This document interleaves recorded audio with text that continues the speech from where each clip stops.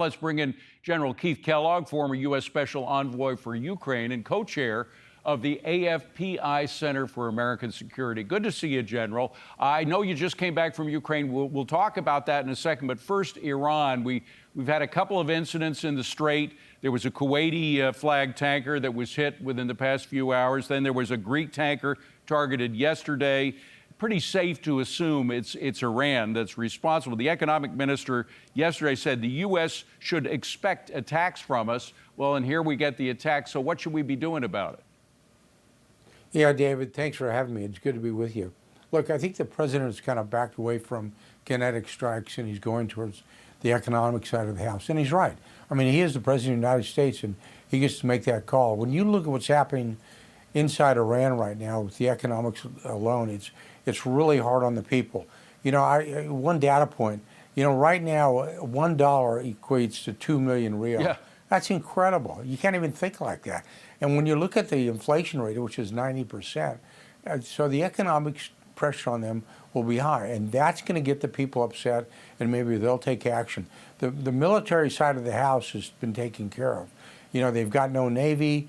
We know that they can probably hit with a lone drone, a ballistic missile. That's part of warfare. But I think the president wants to keep the economic pressure on.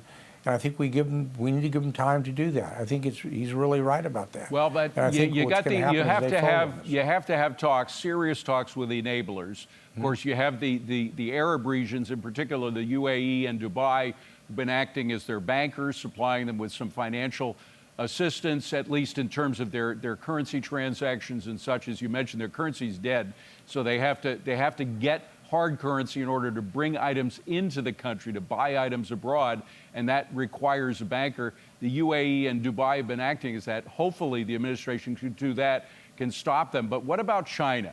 First of all, are they still being supplied weapons by China? Well, they are being supplied by China. President Xi and President Trump are going to have talking about that, but they do have their regular people they rely on, be it the Russians or be it the North Koreans or be it the Chinese as well. But we're going to keep isolating them as well, and they won't have really the munitions to react well. And frankly, when you look at kinetic strikes in the military, they don't have anything really left. They're going to shoot an occasional ballistic missile, or they're going to shoot occasional drones out there, but it's not something that I would really be concerned about. Our military will handle it quite well. It's the whole thing. We just need to kind of sit back and let this economic pressure work. It won't happen overnight, but it'll take time to do it. But I think he's on the right path. This is going to cause tremendous hardship within Iran itself and the people as well. And maybe they'll start taking some action. All right. So we're on the path. It's just going to take a while. Before we go, I got to talk about Ukraine, because you talked about how desperate the situation is inside Iran. Yeah. Despite the fact that the war continues between Ukraine and Iran, with major strikes happening in both countries, their economy, they still got an economy going. They're manufacturing things. The country is alive and working pretty well, according to you, no? Well, I was just there for their Independence Day, and I mean, I physically saw it and talked to senior officials there as well. Look, Ukraine is open for business. I talked with the American Chamber of Commerce inside Ukraine. Their infrastructure is really strong. They've got an incredible defense base and an information technology base. We know that their agrarian side of the house is strong. They've got precious metals as well.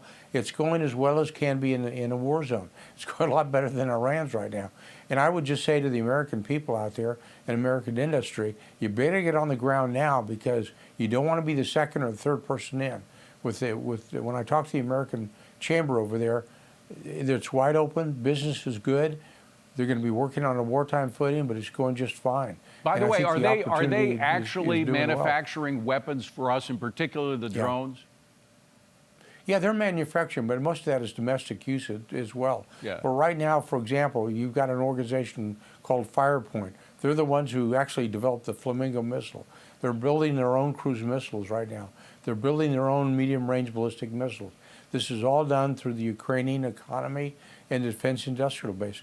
And we should take advantage of that, because these guys are going to be the most battle-tested and battled-hard army in the middle part of Europe, in fact, of all Europe. And I want to be on the right side. Let me just put a fine point on that. Is the Ukraine military now the best military in the entire, in all of Europe? Absolutely. Not only the best army, but it's most well-trained army. And thanks to our assistance, the Europeans' assistance in their own defense industrial base, they're going to be the strongest as well. I mean, I'll tell you right now, if people keep saying that Russia's winning, they are not. They never got to Kyiv. They never got to Kharkiv. They never crossed the Dnieper River. They've got some real problems going on right now. And their loss ratio is absolutely astounding. When you lose between 1.2 and 1.5 million soldiers, that's astronomical, considering they left Afghanistan, the Soviet Union, after losing only 18,000. So if I'm a betting guy and playing the poly market, my bet's on Ukraine, not on Russia. General Keith Kellogg, thank you, General. Appreciate you coming in. Thank you.